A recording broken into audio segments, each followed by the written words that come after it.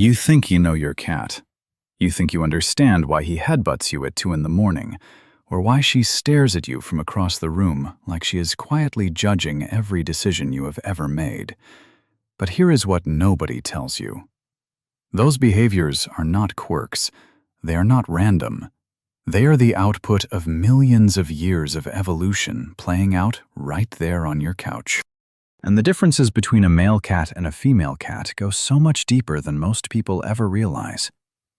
Today, we are going to pull back the curtain on the actual biology happening inside your cat's brain and body, the real neuroscience, the real evolutionary history, the stuff that will genuinely make you look at your cat differently. Because the truth is far more fascinating than anyone has told you. Let us start with the biggest misconception in all of cat ownership. People say male cats are more affectionate and cuddly because they have more free time, because they are not busy raising kittens. And I get it, it sounds logical. But neuroscientists who study feline behavior say that explanation is almost completely wrong. The real reason is happening at a chemical level, deep inside the brain. The bonding hormone in mammals is called oxytocin. In humans and dogs, it drives connection, trust, closeness. In cats, the story is completely different and genuinely surprising. Research has actually found that when cats live together, the ones with higher levels of oxytocin interact less with the other cats in the house. Not more, less. Because for a cat, that same bonding chemical can signal stress and territorial tension, not friendship. It is the exact opposite of what you would expect. But here is where it gets extraordinary. When a cat interacts with a human, and specifically when the cat chooses to initiate that contact, the chemistry flips entirely. Oxytocin rises, stress hormones drop. The parasympathetic nervous system kicks in. The cat's heart rate slows. Its blood pressure falls. It genuinely relaxes at a physiological level. This is a real, measurable chemical event happening every time your cat climbs into your lap. So why does this happen more readily in male cats? The answer is testosterone. Testosterone acts as a direct chemical blocker on the neural pathways that allow for trust and social vulnerability. When testosterone levels are high, a male cat's brain is essentially locked out of those deep bonding circuits. But when testosterone is low, either naturally or through neutering, those pathways open up. The male brain is suddenly free to seek out and reward that cross-species connection. He becomes cuddly not because he has nothing else to do, but because a chemical wall came down in his brain. And what about the female? Why does she sit across the room and observe you with that steady, dignified gaze? Science has a beautiful answer for this, and it changes everything about how you see her. The female cat's brain is governed by what researchers call maternal vigilance. It does not matter whether she has ever had kittens or not. Her brain is wired, at a structural level, to never fully switch off its threat detection system. The region at the center of this is the amygdala, the brain's alarm center, and in female cats, it is essentially always online. Studies recorded the actual electrical activity of neurons in the lateral amygdala of cats responding to potential threats, and those neurons fired in intense, synchronized waves, priming the whole body for immediate action. Here is the part that stunned researchers. Female cats, even ones that have never given birth, respond measurably faster to the distress calls of kittens than males do. Their brains are physically tuned to a different frequency. There is a whole network of brain regions, the medial preoptic area, the bed nucleus of the stria terminalis, the ventral tegmental area, that are constantly scanning the environment for danger and for the sounds and smells associated with vulnerable offspring. So when your female cat sits up high and surveys the room, she is not being aloof. She is running security. She is operating a three-dimensional command center. And when she does finally close her eyes near you, when she does slow blink, When she does, press her forehead against your hand. Understand what is actually happening. She is neurologically overriding one of the most powerful survival systems in the animal kingdom. She is telling her own amygdala to stand down. That is not aloofness. That is the highest compliment a creature like her can pay to another living being. Now let us talk about hunting, because this is where the biology gets almost unbelievably specific. Scientists have actually measured the skulls of male and female cats, dozens of different measurements across the cranium and jawbone, and they found something remarkable. Male cats have a wider cheekbone structure and more pronounced ridges along the top of their skulls.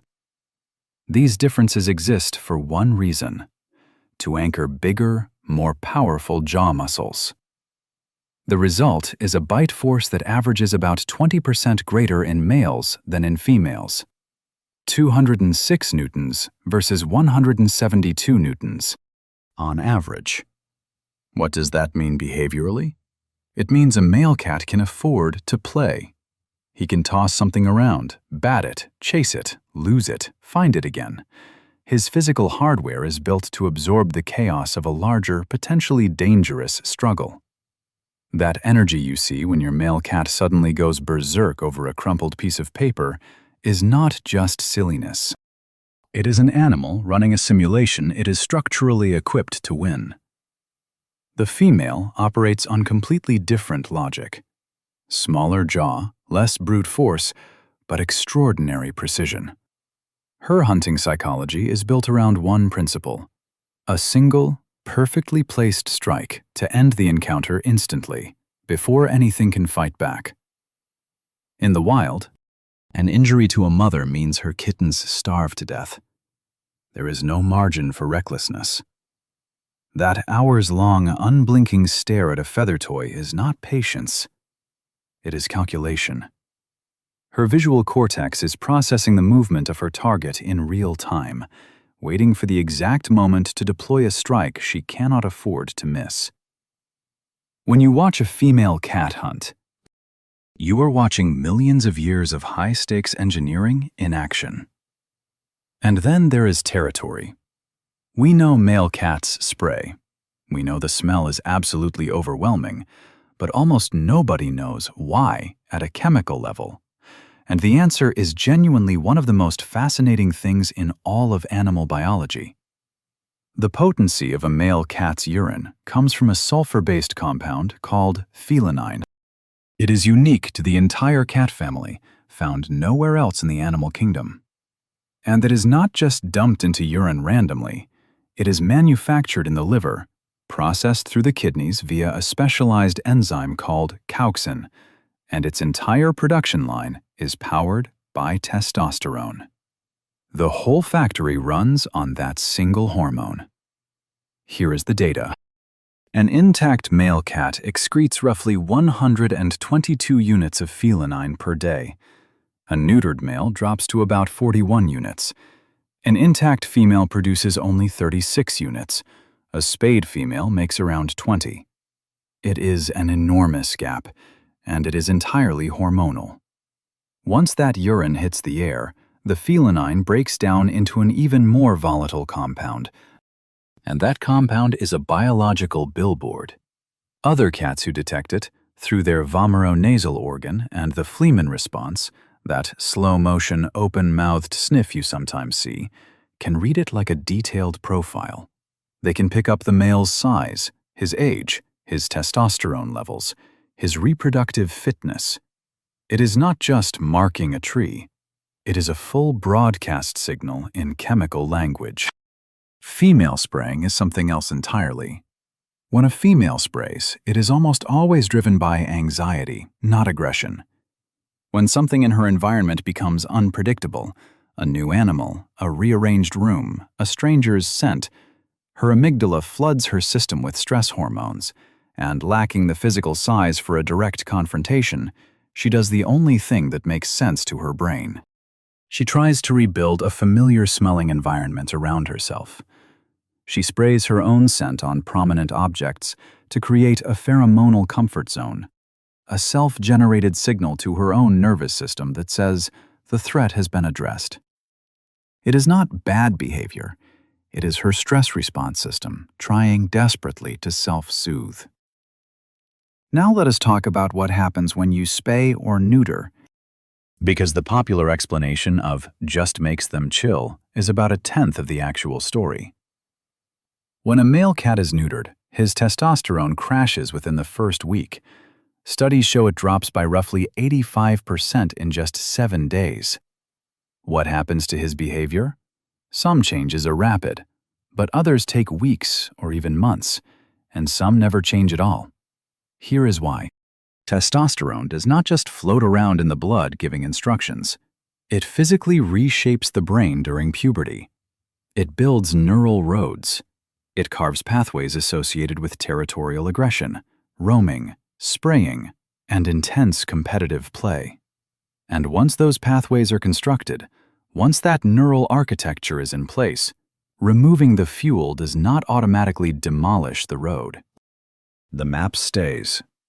The habits that were built on hormones can become permanent learned behaviors. This is why roughly 10% of neutered males and 5% of spayed females will spray for their entire lives despite being altered. The hormone is gone, but the behavior is hardwired. Scientists call them behavioral ghosts, the echoes of an endocrine system that no longer exists. Your neutered male who still pins toys aggressively, still patrols the perimeter of the house, still demands total ownership of his favorite spot, is not misbehaving. He is living in the neural architecture his hormones built before they disappeared. There is one final thing, and it is the thing I want you to carry with you after this video. The domestic cat descended from a creature that was a solitary, hypervigilant ambush predator. Its brain evolved over millions of years to be suspicious of outsiders, to guard resources aggressively, to view vulnerability as a potential death sentence. The female's brain never fully stops running the threat detection software that kept her ancestors' kittens alive. The male's brain, in the wild, drove him to roam vast territories alone, fighting off rivals and avoiding permanent attachment. And yet, right now, there is a cat in your home who sleeps on your chest, who headbutts your face, who chooses, against the deep instructions of its own ancient biology, to close its eyes next to you and let its guard completely down. That is not a small thing. When your female cat rolls onto her back and exposes her belly, she is overriding one of the most powerful survival instincts in the natural world. When your male cat needs your lap like a kitten nursing from its mother, he has essentially never left that state of complete trust. The domestic cat repurposed the neural wiring of a solitary predator to form a cross-species bond with you. Scientists who study this call it one of the most remarkable behavioral adaptations in the history of the animal kingdom. Now, when you look at your cat, I hope you see it. Not just a pet being cute, but an ancient, complex creature who, against all biological odds, chose to be in the room with you. If this video gave you a new way of understanding your cat, drop a comment telling me whether you have a male, a female, or both, and which behavior from this video made the most sense to you.